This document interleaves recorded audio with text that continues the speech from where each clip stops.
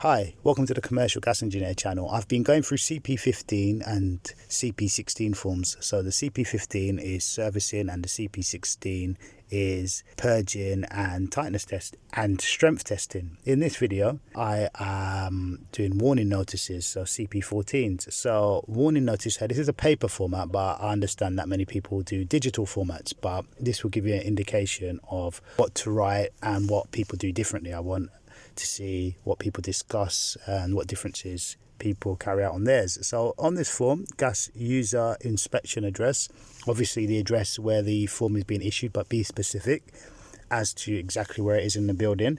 The gas engineer, that is yourself, and then the gas safe registered engineer's number, that's the engineer's personal license number, and then you've got the company's number. Try to fill out all boxes and also put telephone numbers in here so that people can contact who they need to query the form and so on if need be.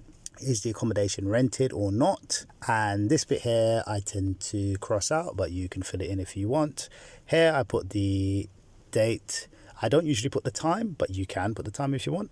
Then you put your signature, and then here sometimes it is not always an appliance, sometimes it's something else that it is, and I try to not leave any boxes blank, even put NA if not applicable if need be, but try not to leave boxes blank if you can help it. It saves you not making mistakes. So if you're putting a boiler's details in, put them in here, and then the model and the type. Is it a gas boiler? Is it fuel, oil?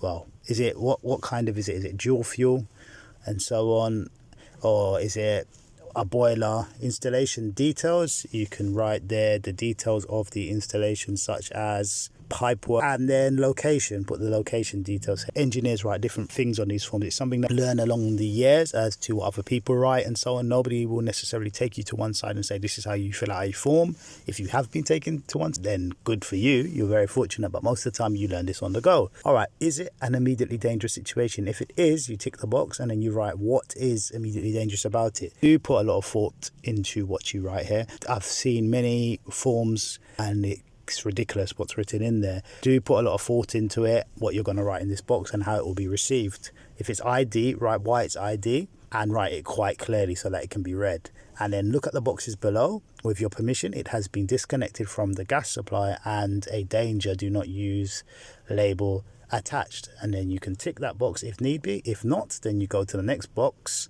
and you can say they've refused. In the commercial world, it is a bit different to an extent because sometimes you do not always have somebody present, nor someone who wants to actually accept the form. But try to make it quite clear before you, and look in your book and also get advice, especially on ID situations. Do a little bit more homework, call a few more people and get laws and technical details as to why you're shutting something off. Now, at risk is a bit different. Sometimes you can add an at-risk appliance on in certain circumstances, but check the details, contact gas safe, check your book, check your unsafe situations procedure. Do not just use random categories, but sometimes gas safe will say to you, use your own common sense, use your own judgment, your own experience, your own knowledge. And then also down here now there is a box here for writing further details. Okay, you can write some details here and you can write some details here.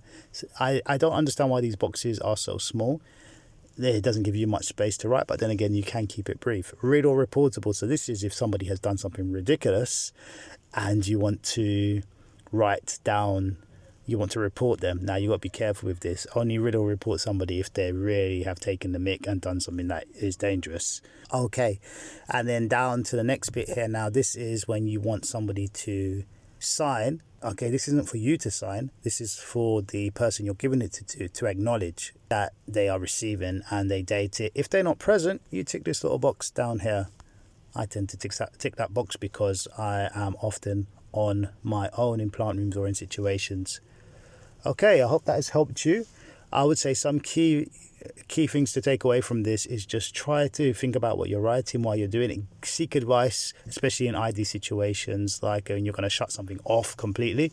There are sometimes in certain situations where you can make something at risk and leave it running, but you have to contact the powers that be and make sure you are following the right guidelines and law. Do not leave something running if it should not be running, and get advice. Contact gas. Do not be scared to contact them.